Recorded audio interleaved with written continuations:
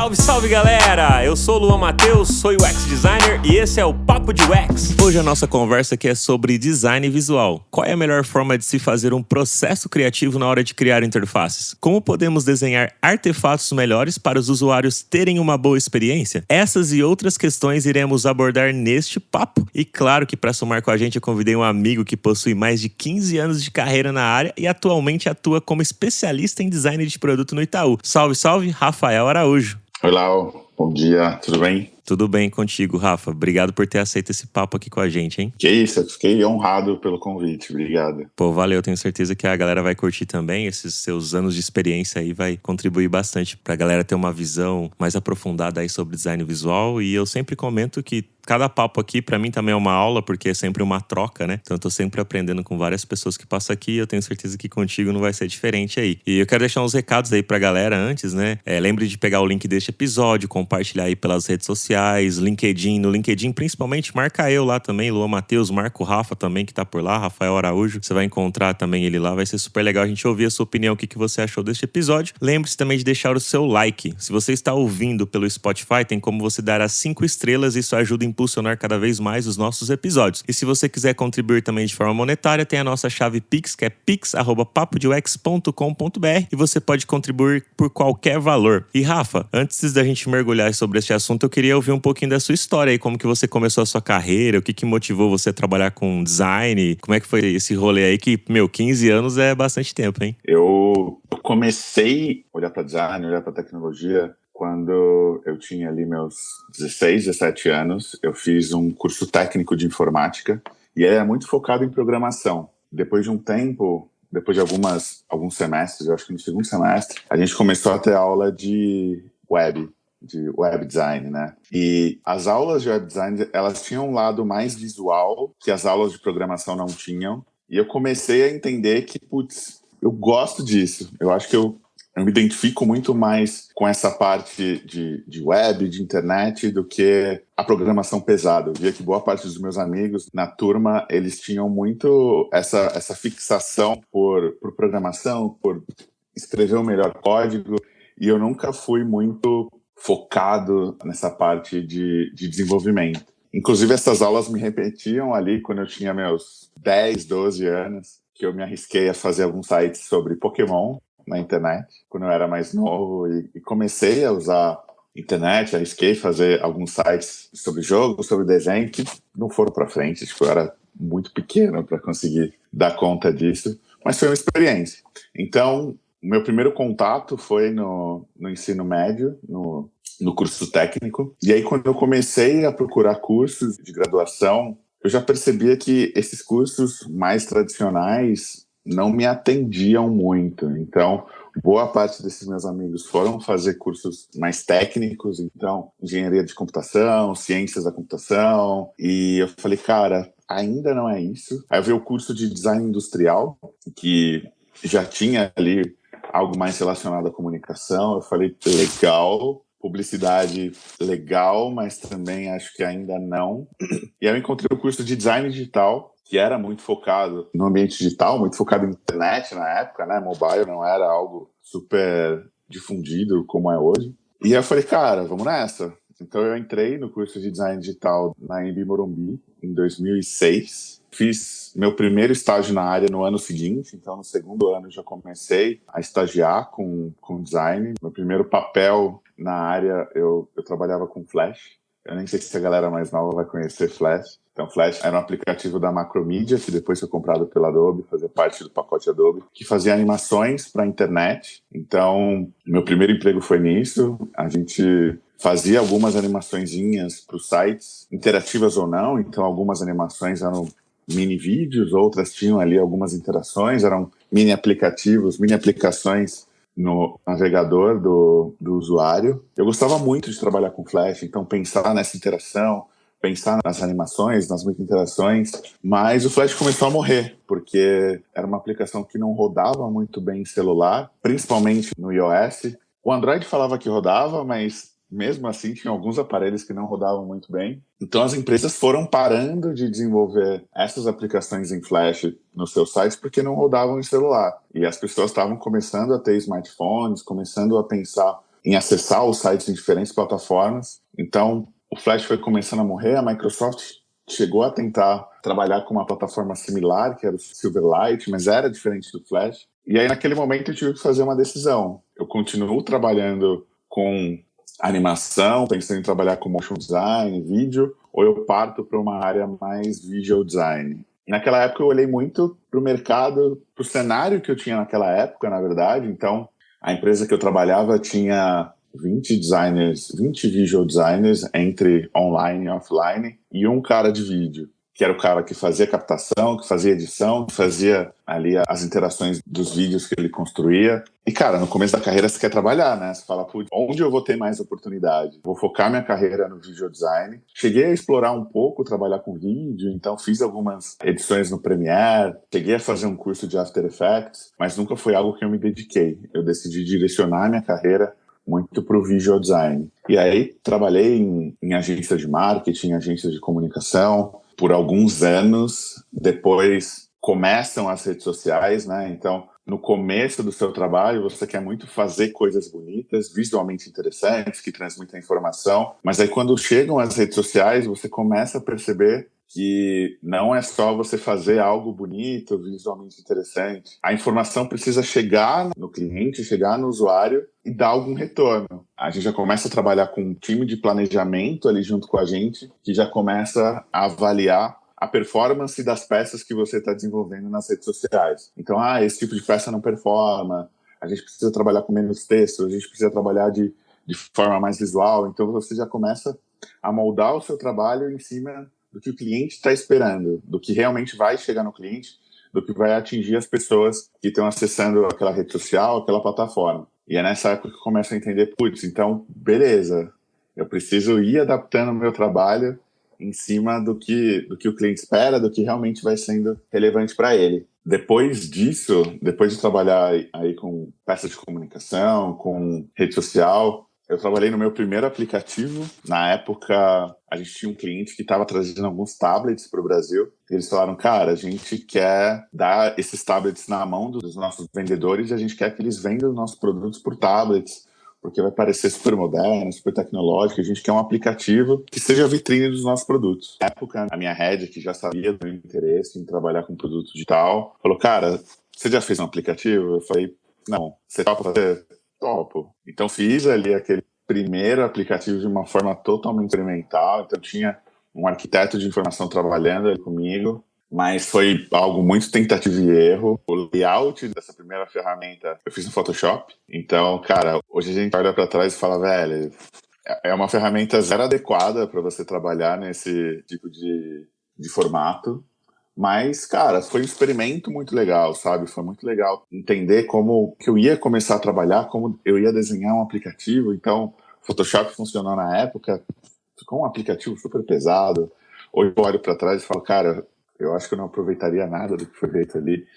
Mas foi legal. E aí, dali para frente, eu comecei a pegar projetos um pouco mais complexos. Então, como eu trabalhava em agência de publicidade, de marketing, eu fazia muita landing page, que era algo muito rápido de fazer. E depois disso, eu começo a trabalhar em projetos já que pensem mais na experiência do usuário, que a gente entenda qual vai ser a jornada do usuário ali no site que você está desenhando. Depois disso, trabalhei no site de notícias até finalmente chegar e trabalhar de uma forma mais aprofundada em produto digital, que é onde eu estou hoje e pretendo continuar por bastante tempo. Ô Rafa, e aí você comentou a respeito dessa questão das redes sociais e eu mesmo não tinha parado para refletir um pouco sobre isso. Você acredita que essa questão das redes sociais, quando começou a dar esse boom e o designer trabalhar com isso também, que foi uma mescla, o designer vinha muito mais às vezes da publicidade, de fazer hot sites, de fazer ali um site, alguma coisa, pelo menos na minha época, assim, mesmo trabalhando com isso há muito tempo, a galera não media tanto, né, a questão ali de tá dando um retorno ou não. O máximo quando a galera media era, cara, quantos usuários entrou aqui? Colocava um Google Analytics lá, via quais páginas tinha mais acesso, meio que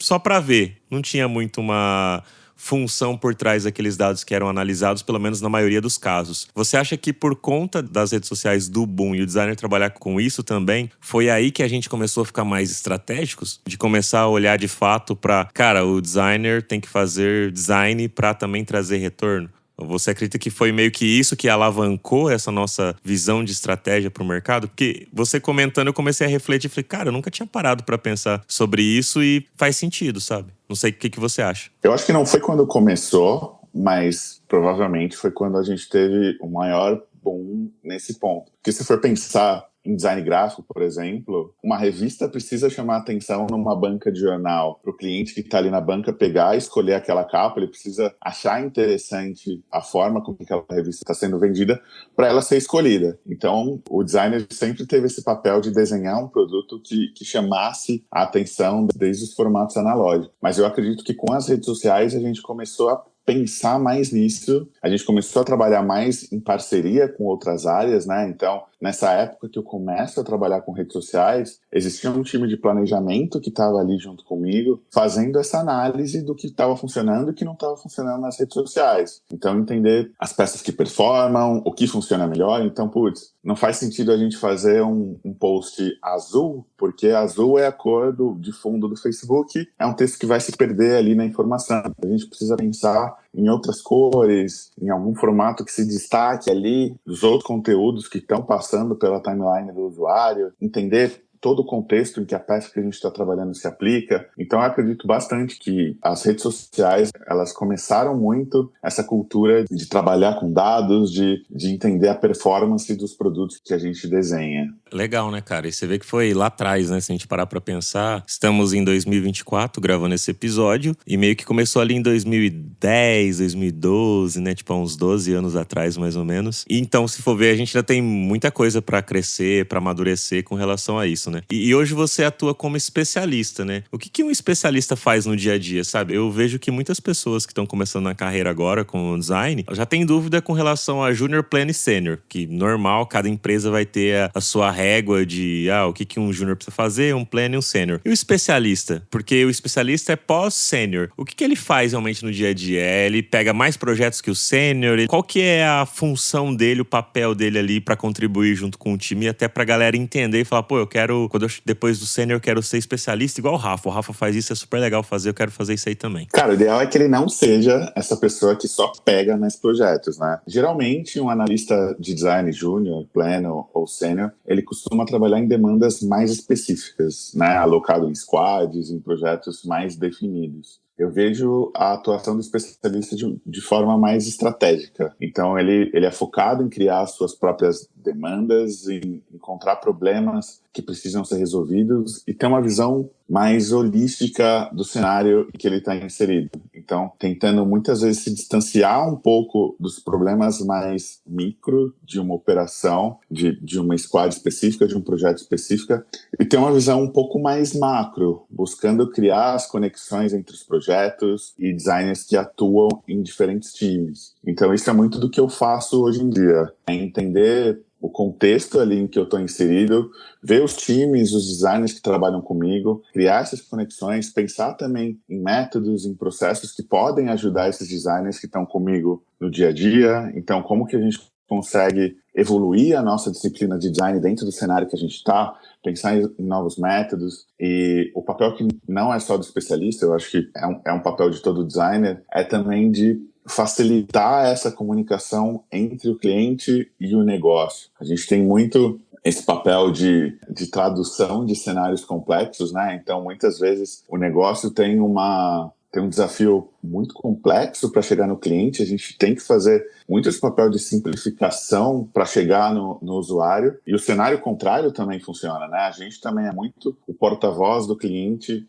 para a empresa. Então, entender como que está sendo o comportamento. A pesquisa é algo muito forte no design, então a gente precisa entender, e eu vejo que cada vez mais vem sendo mais forte, então até trazendo de novo um pouco desse cenário mais antigo, quando eu trabalhava em agência, fazendo mais peças de comunicação, a gente não tinha esse contato tão direto com o cliente, né? A agência trabalhava para uma empresa e eles tinham esses dados do cliente. A gente muitas vezes não tinha esse contato mais direto. Então, tendo a oportunidade de já trabalhar dentro da empresa e poder chegar nesses clientes, entender o comportamento dele, o que a gente está fazendo certo, o que a gente está fazendo errado, e levar essa informação para dentro da empresa, para dentro dos nossos parceiros, eu vejo que é um papel muito forte do designer e uma responsabilidade que a gente precisa ter no nosso dia a dia. Legal, cara. E você tem um exemplo aí de como é essa questão que você falou de, cara, ter essa visão mais holística, como conectar, às vezes, os projetos, e um exemplo também que você possa dar, tipo, cara, vamos melhorar a nossa disciplina dentro de um time. E eu tô falando isso porque tem pessoas que ainda nem atuam dentro de times de design, né, e gostariam, estão tentando fazer migração de carreira e tal, a galera que ouve aqui o Papo de UX, ou outras pessoas também atuam em times menores. Às vezes a pessoa é a única designer que tá lá dentro da empresa e fala, cara, como que é isso, né? Tipo,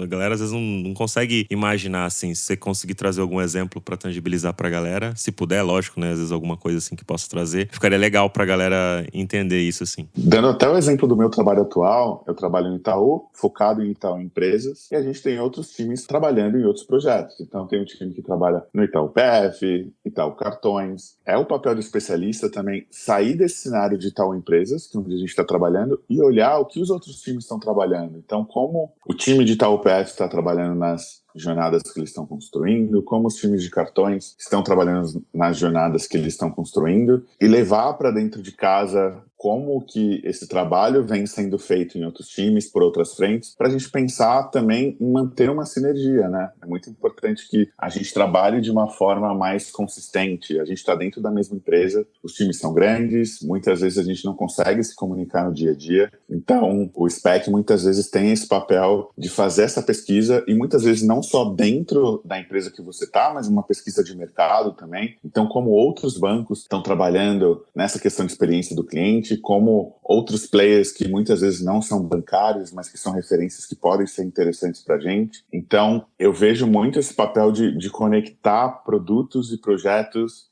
que façam sentido, que podem ser boas referências. Entender também outras metodologias que estão funcionando em outros times. Então, esse outro time está fazendo pesquisas com cliente a cada 2 semanas e estão tendo resultados super interessantes. Será que é uma coisa que a gente pode testar aqui também? Então, é muito essa frente de entender o que está funcionando em outros lugares, como que as coisas estão acontecendo, ver o que funciona para a gente, o que não funciona, fazer as adaptações necessárias e ir trabalhando da melhor forma possível, buscando essa consistência e um cenário mais redondinho para o cliente na mão dele. Legal, Rafa. E aí, pra galera que tá nos ouvindo, tá vendo? Especialista não fica só desenhando um monte de tela o dia inteiro de forma espetacular, linda, maravilhosa, que também faz isso, mas não só isso o dia inteiro, né? Porque às vezes pode ser, especialista em design visual. Pô, eu vou agora sair do sênior, vou pra especialista, vou desenhar layouts mais rápidos, vou pegar vários projetos uma vez. Cara, não é só isso. Você pode fazer isso, sim, mas não é só, né? Você vai fazer uma gestão do tempo ali pra furar essa bolha, igual você falou, e conseguir conectar aquilo que faz sentido pro negócio, para o produto, gerar mais valor e também trazer um impacto positivo ali para quando as pessoas forem ter interações com as soluções que estão sendo feitas, né? Exatamente. Inclusive, hoje, como especialista, eu desenho menos telas do que quando eu era sênior. Então, muitas vezes eu acabo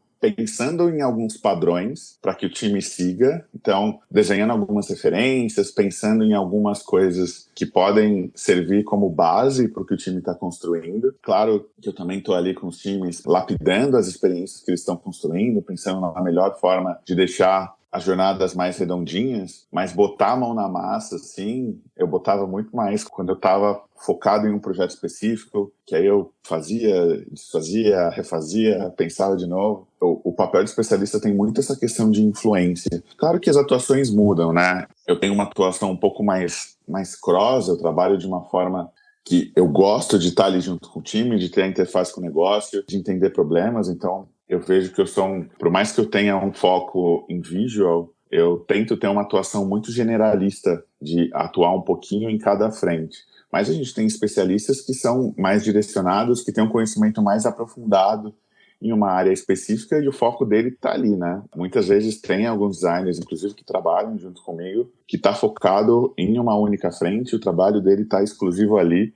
Então, a forma de atuação do especialista também pode se adaptar do cenário que ele está colocado. Então, às vezes, o especialista precisa focar em um único ponto e trabalhar só ali, ou também pode existir essa necessidade de ter uma atuação um pouco mais generalista, de atuar um pouquinho em cada cenário. E você comentou aí sobre essa questão de você cria as peças ali iniciais, às vezes, de um projeto para que os outros analistas dê vazão para aquilo que precisa fazer, porque você está olhando ali com uma maneira mais holística, né? E quando você vai criar essas peças, como é que é o seu processo criativo? Como que você começa, tipo, do zero, cara, eu preciso criar isso aqui que vai ser referência para todo o nosso time aqui destrinchar. Eu não tô falando exatamente de um design system, porque é mais complexo, mas às vezes algum projeto em específico, tal, porque mesmo tendo um design system, às vezes ele não tá completo, às vezes falta alguns componentes que precisam ser criados e tudo mais, né? A galera às vezes acha que criar um design system tá pronto, e não. Tem design system que demora anos para ficarem prontos e nunca estão totalmente prontos, eles estão sempre mudando, renovando, atualizando componentes, porque é impossível você criar tudo e ter todas as vertentes e variáveis necessárias, né? Então, como que você começa ali? O que você faz primeiro? A tela branca do Figma. Rafa vai começar. O que ele faz? Eu fecho a tela branca e aí eu vou procurar referências de diversos tipos. E não necessariamente da mesma plataforma. Então, para construir um PPT, por exemplo, eu já fui buscar muita referência em design gráfico, em diagramação de revista, para entender como que visualmente a gente pode trabalhar uma informação. Então, cara, referência está em todo lugar. Né? Acho que isso é muito importante para um designer, na revista, no cartaz, na internet, na rede social. Acho que benchmark também é muito importante para você entender como está o mercado, como outros players estão trabalhando naquela área, naquele produto. Estudar o cliente, o público-alvo. Então, é muito legal você entender quais são os costumes, quais são as preferências daquele público para quem você está desenhando. Então, se você está desenhando para um produto focado em pessoas mais velhas, mais idosas, vai ser muito diferente quando você for desenhar para criança, para jovem, para adultos. Então, é muito importante você entender qual é o seu público, como ele está trabalhando. Putz, meu produto é focado em pessoas mais velhas. Cara, o aplicativo, não adianta você trabalhar com fonte pequena, você precisa pensar em acessibilidade. Criança, geralmente você vai pensar em algo mais colorido, que chame a atenção delas. Então, entender o teu público é muito importante. E se você está trabalhando num projeto que já existe, é muito legal você entender também o histórico do que já foi feito, né? Entender o que já funcionou, o que não funcionou, como que a gente pode pensar no futuro. Então, cara, eu acho que, basicamente, esses são os 4 pontos de pré-work que eu tento fazer antes de botar a pão na massa, sabe? De pegar a referência, entender o mercado, o histórico do que já foi feito e estudar o cliente para entender ali o que pode fazer sentido nessa nova construção. Existe um tempo que você determina para isso? Sei lá, vou ficar uma semana fazendo essas pesquisas pré-working, 2 semanas. Como que você delimita isso para saber, olha, peguei tudo que eu precisava, tô no ponto para começar? Como é que um designer tem essa sensibilidade de saber isso? Porque parece meio abstrato, né? Como que você, o Rafa, faz, que não quer dizer que todo mundo vai fazer igual, mas pra galera ter uma referência, assim, pô, dá pra ir por esse caminho, talvez. Acho que vai depender da complexidade do projeto e do quanto você já sabe dele. Quando um projeto chega, você consegue já ter a dimensão do tempo que você pode levar para desenhar uma versão final. Então, eu costumo, sei lá, chegou um projeto de um aplicativo simples que vai ter 5 telas. Então, um projeto de 5 telas é um site simples, talvez eu consiga resolver. Eu vou colocar um mês. Então, eu consigo fazer em um mês. E aí, às vezes é interessante também você pensar no projeto de trás para frente. Eu preciso de um tempo para finalizar o projeto, eu vou precisar de um tempo para fazer pesquisa, eu vou precisar de um tempo para fazer o desenho em si das telas. Então, geralmente o projeto de construção, ele leva mais tempo, né? Então, pensando se eu definir um mês para desenhar um projeto, eu posso pensar em 2 semanas para fazer a etapa de construção, 1 semana de finalização e 1 semana de pré-work para pensar nesse cenário. Mas isso pode ser adaptado. Então, se às vezes é um projeto que eu já conheço o cliente, eu já trabalhei antes, eu posso diminuir essa primeira etapa de investigação e aumentar o meu tempo produtivo ou até diminuir o tempo de entrega para o cliente. Falo, não, é um projeto que eu já conheço, posso fazer em 3 semanas. Então, eu acho que vai muito da complexidade do projeto, do tempo que você tem disponível, mas pelo menos 1, 2 dias é muito interessante você se dedicar a fazer essa investigação para entender um pouco mais do cenário que você tem, para fazer isso com um pouquinho mais de cuidado, sabe? E você trouxe aí essa questão do planejamento, né? O quanto você considera isso importante, cara, em um projeto, ainda que seja um projeto, igual você falou, pô, um projeto de um mês a gente pode considerar um projeto pequeno, assim, não é um projeto super grande de se fazer. O quanto isso é importante pro designer, mesmo quem tá começando, que às vezes não tem muita referência de como fazer, mas o quanto esse planejamento de, cara, vou dedicar tanto tempo pra isso, tanto tempo pra aquilo. Muitas vezes os designers saem fazendo, né? Vou fazendo aqui, eu sei que eu tenho que fazer isso, mas não calcula o tempo, né, os dias ali que vai investir em cada etapa desse processo de design para se construir essa solução. Quanto você considera isso importante? O quanto você vê que a galera precisa aprender mais sobre isso? Assim, você sente isso também, assim, conversando com outros designers de outras empresas e etc. Como que você vê esse cenário hoje em dia, assim? Porque parece que pouco se fala sobre essa etapa aí. Você trouxe ela e eu vejo como algo super importante no dia a dia. Cara, eu acho essencial a gente fazer um planejamento, até para a gente conseguir se organizar no tempo que a gente precisa para fazer as nossas entregas.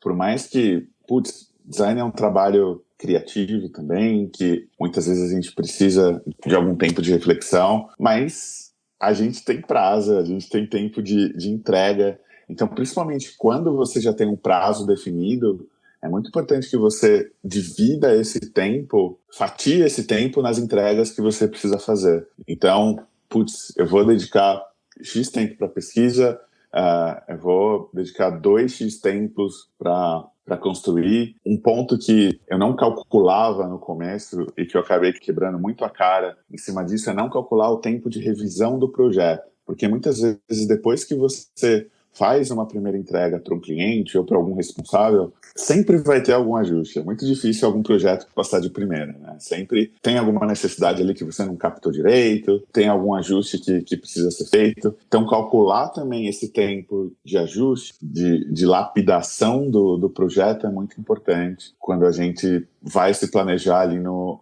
começo, porque muitas vezes o prazo do cliente não muda, né? Você precisa adaptar e fazer algum ajuste, mas o prazo do cliente se mantém o mesmo. Então, é muito legal você ter esse planejamento ali das etapas que você precisa passar, tempo que você vai se dedicar, para que você, no final, não precise correr, não precise ficar ali virando noite, se estressar, e conseguir manter uma conexão saudável ali entre sua vida pessoal e sua vida profissional. Eu também, alguns freelas, eu lembro que eu errei não passar esse prazo de ajuste. E aí depois você vai aprendendo, né, com as cabeçadas e como você falou, poxa, se passar direto, melhor. Ainda mais se for um freela, né? Se aí você ganha um pouquinho a mais, passou direto, segue a vida. Mas, cara, eu vou chutar aí que 95%, ou se não 99% das vezes vai ter, nem se for uma vírgula ali que você precisa fazer uma correçãozinha, né? E na época do Photoshop, qual você comentou, que não era a ferramenta adequada pra gente fazer isso, mas era o que a gente tinha na época, tinha mais conhecimento. Cara, se você faz, sei lá, 10 PSDs ali, né, de 10 páginas que você fez, você mudou o topo de uma, você tinha que abrir 10 PSD pra corrigir todas. E isso era um puta trabalho pra fazer. Hoje com o Figma, você faz em um lugar, acabou.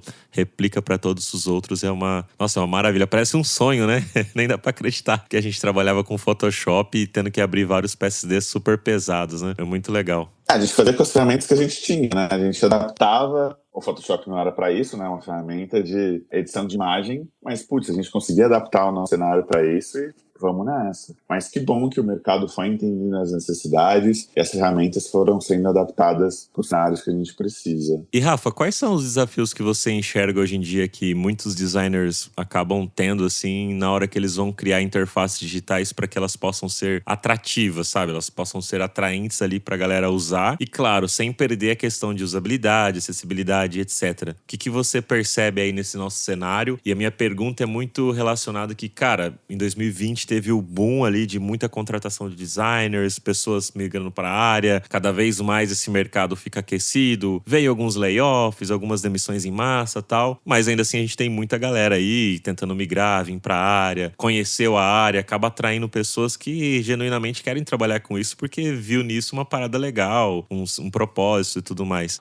Mas em contrapartida, acaba que tem os desafios, né? Muita gente, às vezes as pessoas acabam não se preparando de forma qualificada e tudo mais. O que você percebe hoje em dia que é desafio comum, assim, entre esses designers para construir essas interfaces, sabe? Cara, eu acho que um desafio que a gente tem hoje como designer é a padronização. Hoje tudo é muito parecido e o cliente se sente confortável com isso. mas ao mesmo tempo é um desafio para a gente, porque o designer pode se sentir estagnado e menos desafiado porque as coisas estão muito parecidas. Em algum momento, a inteligência artificial pode substituir as pessoas na criação dessas experiências, padrões e mais flat, né? Que acaba não tendo tanto diferencial entre uma e outra. E aí vem o desafio, eu acho que é como você consegue diferenciar esse cenário tão padronizado que a gente vem caminhando hoje em dia e criar uma diferenciação. Onde o meu produto vai ser diferente da concorrência? Como que eu consigo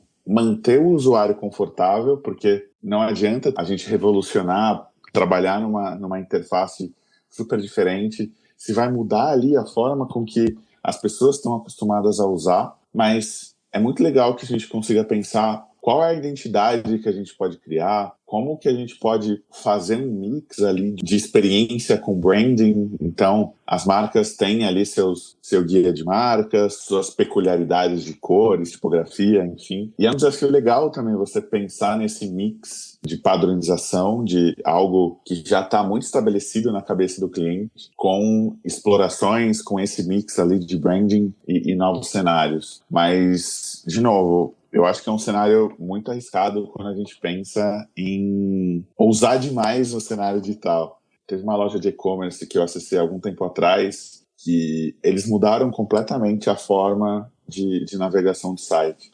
Então, os produtos não estavam organizados em lista, como geralmente está no e-commerce. Era uma navegação mais diferente, tal. E eu falei, cara, tá muito estranho tentar comprar alguma coisa aqui. Eu só queria entrar no site e comprar alguma coisa. E aí, cara, eles tentaram fazer algo mais experimental para mudar a experiência de compra e tal. Comprei, fechei, mas depois disso eu fiz um pouco a reflexão de que eu, como designer, que tô mais aberto a ter novas experiências, a entender como a gente pode pensar em outras formas de fazer as coisas. Estranhei um pouco essa nova forma de ter um e-commerce. Para um cliente default ali, o cara que usa a internet muito para acessar as necessidades dele, cara, eu acho que provavelmente muita gente desistiu no caminho. Tanto que algumas semanas atrás eu entrei no site de novo e eles tinham mudado o site para uma versão um pouco mais padrão. Então essa padronização pode ser frustrante às vezes, mas eu acho que é um desafio do designer também pensar como que a gente consegue trabalhar de uma forma consistente com o mercado, mas entendendo quais são nossas particularidades, sabe? É um desafio, mas eu acho que é um desafio legal. E eu vejo que isso se repete um pouco do gráfico, né? Se a gente parar pra pensar em algumas embalagens de produtos, elas são bem iguais, né? Você pega marcas diferentes e aí você compara. Vou trazer sabão em pó. Você pega algumas marcas, estão em embalagens parecidas. O amido de milho, que às vezes você pega ali assim também, são sempre amarelinhas, né? Em preto.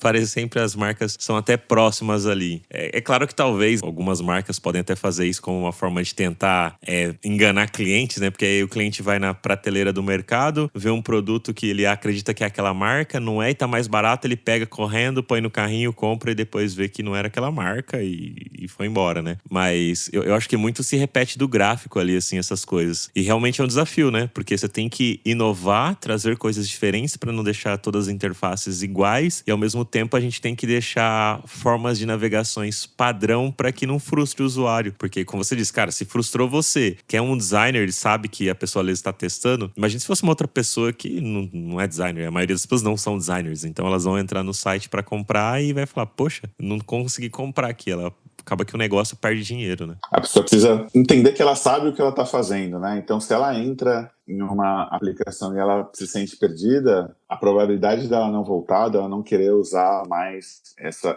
ferramenta é grande, né? Então, por isso é importante que a gente tente sempre deixar o cliente confortável nos produtos, nos projetos que a gente cria. Ô Rafa, e quando você vai criar aí um projeto e além das cores que você usa, por exemplo, de uma marca, né? Que você tem as cores padrões ali do brand e tudo que você vai trabalhar, mas às vezes as cores não são suficientes. Geralmente os logotipos vão ter ali 2 cores, uma cor, 3 cores estourando, assim, né? A gente sabe que trabalhar com um logotipo muito colorido é complicado, é mais complexo. Existem também, mas é mais complexo. Geralmente padrão ali é 2 cores, tal, né? É o mais padrão, mais comum, digamos assim, logotipo. E às vezes tem algumas cores de apoio ali, umas cores secundárias, tal, mas não são todas as cores necessárias, às vezes, em um projeto e você precisa trabalhar. Como é que você faz para escolher ali essas cores e também as tipografias, né? Porque, às vezes, a tipografia que foi escolhida pro brand não se adequa ao digital, porque é um outro cenário, é um outro contexto. Como que você faz para escolher isso? Porque, querendo ou não, a tipografia, principalmente, é uma porrada de porcentagem do que vai estar na tela. A galera até fala sobre questão de texto, mas o que mais tem visualmente na maioria dos sites e aplicativos é conteúdo, que é o conteúdo e que é o texto também que tá ali, né? Informação. Como é que você faz para escolher isso? Você usa alguma técnica? Qual que é o caminho que você utiliza para fazer essas escolhas? Cara, eu acho que referência, sabe? Você precisa de exemplos para entender o que combina. Então, quais tipografias funcionam, quais cores se encaixam uma com a outra. Escolhe ali um mood, um tom de cor que você pensa em trabalhar e procura referências que sigam aquela mesma linha. Eu uso muito Pinterest. Eu acho que ele deve ser um dos maiores bancos de imagem da internet. E diferente do Google Images, ele já tem um mínimo de curadoria, né? Ele é muito usado por designers e outras pessoas que trabalham com comunicação, então geralmente tem muita coisa interessante ali no Pinterest. Google Images a gente acaba usando, mas, putz, tem muita coisa ali que você não vai aproveitar. Então, eu gosto muito de procurar referências visuais no Pinterest, ali já fazendo uma pesquisa de acordo com o cenário que eu penso em trabalhar, e moldando, e fazendo experimentações também. Eu acho que é importante você criar ali um playground dentro do projeto que você está trabalhando, para começar a fazer teste de fontes. Então, putz, às vezes você acha uma fonte super bonita, e quando você vai colocar no seu projeto, você fala, putz, é legal, mas não combina com o que eu estou fazendo. É uma fonte muito estilizada para um projeto mais sério, ou é uma fonte muito séria para um projeto que deveria ser um pouco mais ousado. Então também é você entender qual é o seu cenário e ir lapidando as informações que você tem, que você conseguiu, de acordo com a expectativa do projeto, sabe? Então eu costumo sempre ter esse board ali de playground para ir fazendo as explorações de combinação de cores, de tipografia, de imagens quando eu preciso. Enfim, acho que rabiscar é essencial, sabe? Às vezes na mão, às vezes é legal você começar na mão também, e rabiscando, depois você joga pro digital. Então, eu acho que é importante você não se levar tão a sério no começo, sabe? Rabisca, e depois você começa a lapidar e deixar as informações mais organizadas. E esses testes de cores com tipografias você coloca junto ou você separa? Tipo, porque às vezes uma cor não combina bem com uma tipografia, ou pra você não? Não, eu vou fazendo tudo separado. Ou você faz junto ali? Porque teve algum cenário que aconteceu, essa cor tá legal, essa tipografia tá legal, mas quando junta, não ficou muito bom. Geralmente eu testo junto, porque as coisas geralmente acho que já faz sentido entender como que os cenários se encaixam. Você vai fazer as pesquisas em diferentes momentos, né, de cores e a pesquisa tipográfica em separados, mas quando você está ali fazendo suas explorações, você vai acabar juntando os dois eventualmente. E num cenário que, claro, às vezes hoje a gente tá num cenário um pouco mais confortável, no sentido de, é uma empresa que entende um pouco mais o valor do design e tudo, a gente tem uma diretoria, mas tem, cara, a maioria da galera tá em uma empresa menor que às vezes não tem esse tempo de explorar tanto. Existe alguma técnica, caminho ou dica que você pode passar para essa pessoa, pelo menos fazer, cara, o mínimo ali dessa exploração? Porque você comentou desde o começo do episódio que isso é importante, né? Você ter essas referências, fazer essa exploração, brincar um pouco ali com as fontes, tipografia, elementos, para que depois você possa realmente fluir de maneira mais criativa e não ficar tão engessado. Pelo menos foi essa percepção que eu tive aí com as suas falas, né? Que dica que você pode deixar para essas pessoas que têm um cenário um pouco mais complexo com relação a tempo? Cara, eu acho que tudo é referência. Então, quando você baixa um aplicativo novo e aparece um onboarding ali, uma tela de boas-vindas que você gosta, tira um print, guarda. Então, vai montando a sua biblioteca de referências, de coisas que você acha legal, para que quando você tem esse desafio, quando você está com pouco tempo, você fala, putz, eu já tenho a minha biblioteca de referências, de coisas que eu acho legal, para você ir lá, bater o olho e já coletar algumas informações que já tem a sua curadoria, sabe? Então, o meu celular é cheio de print. Eu tenho mais print do que foto.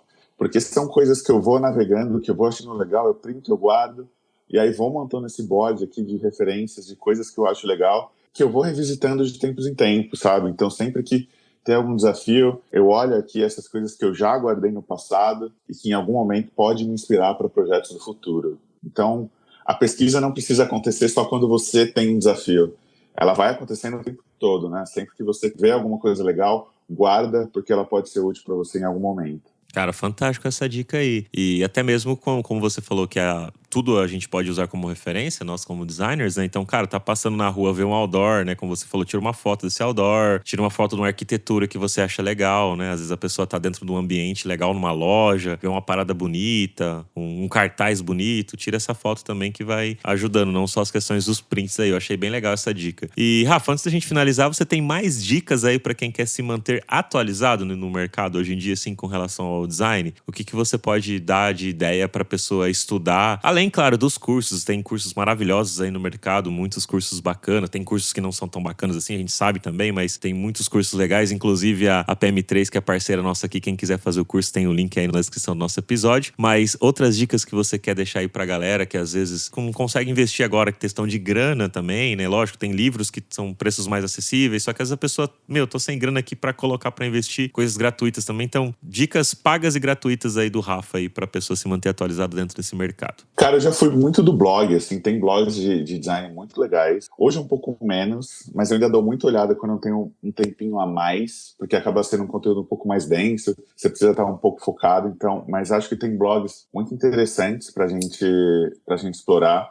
Na minha época existiam revistas, então quando eu estava na faculdade tinha uma revista que chamava Computer Art, que eu adorava, assim, era uma revista de referência visual muito legal, mas que ela acabou sendo descontinuada, o mercado editorial acabou, hoje é muito menor do que era quando eu estava na faculdade, o que é uma pena. Cara, cursos eu acho muito importante, então de tempos em tempos eu sempre estou procurando alguma coisa para dar uma reciclada, para aprender um pouco mais. Eu acho que vale tanto curso presencial quanto curso online. Tem alguns cursos mais acessíveis que são gravados, que acabam sendo um pouco mais baratos, que podem ser importantes para você se atualizar ali em alguns conhecimentos. Livros, então, tem muito livro de arte legal, que eu gosto muito de... Hoje também a gente tem menos livrarias do que a gente tinha um tempo atrás, mas eu gosto muito de explorar as sessões de arte das livrarias, sabe? Então, chego na livraria, dou uma olhada ali nesses livros de arte, geralmente eles são muito bonitos. Eles são um pouco caros, mas você consegue dar uma folheada ali na livraria e explorar um pouco. Eu gosto muito de quadrinho, então eu vejo muito também essa referência visual dos quadrinhos. É algo que eu já compro um pouco mais, então que eu tento ter comigo. Livros de conteúdo, eu leio muito no Kindle. Acho que o Kindle foi uma das melhores compras que eu fiz nos últimos 10 anos. Ele é muito prático, né? Então, ele é um aparelhinho muito pequeno que fica dentro da minha mochila e para evitar ficar matando tempo com o celular, quando eu estou no metrô, quando eu estou na sala de espera do médico, eu sempre pego meu Kindle, vou lendo ali. Então, eu acho que é uma ferramenta muito legal para você se manter atualizado, para você absorver algum conteúdo quando você tem algum tempinho. Redes sociais, então acho que hoje, principalmente Instagram e TikTok, tem alguns perfis interessantes de designers, de fotógrafos, que sempre podem ser referências. E, cara, as pessoas que estão ao teu redor, sabe? Eu acho que se você já trabalha numa empresa, se você tem outras pessoas ali, entende o que ela já fez, como ela trabalha, quais são as trocas que você pode ter ali, porque todo mundo tem uma bagagem, né? Então, ter essas trocas, no banco mesmo a gente tenta fazer pelo menos uma vez por semana encontros ali com os designers do time para eles mostrarem o que eles estão fazendo, para eles mostrarem como eles fizeram, porque é muito importante também você ver como outros designers estão trabalhando, como as coisas estão sendo construídas em outros lugares, e você absorver esse conhecimento, absorver técnica, enfim, acho que é basicamente isso. Rafa, obrigado pelo papo. Espero que você tenha curtido aqui também. A galera com certeza curtiu aqui. Então, galera que curtiu, pega o link, compartilha aí no LinkedIn, marca eu, marca o Rafa, fala aí a sua opinião, o que você achou. Posta lá no Instagram também, marca lá Papo de UX. E Rafa, quero deixar agora o espaço para você divulgar as suas redes sociais, né? Igual o LinkedIn, não sei se vocês têm Instagram, se tem teu portfólio. Se a galera quiser te chamar para bater um papo ali, falar sobre também carreira, sobre essa questão de design visual, que ficou com alguma dúvida aqui daquilo que a gente comentou, onde que ela te encontra, encontra. Ou se quiser bater um papo presencialmente aí em São Paulo, na capital, quiser pagar um cafezinho pro Rafa, não sei se o Rafa gosta de tomar café, paga um cafezinho pro Rafa aí em São Paulo também, ó. Eu estou trabalhando também, no Itaú há 7 anos, né? Então meu portfólio está super desatualizado, não mexi mais, não é uma boa referência. Mas eu estou muito presente no LinkedIn, então fiquem à vontade para me procurar. Então meu perfil é Rafones, com 2 Os. Então me chama lá, vamos conversar. Tô sempre ligado ali, tô de olho no chat. Fico super à disposição para quem quiser trocar uma ideia sobre carreira, quem quiser conversar um pouco mais. Vamos nessa. Tô super disposto a bater um papo com quem quiser.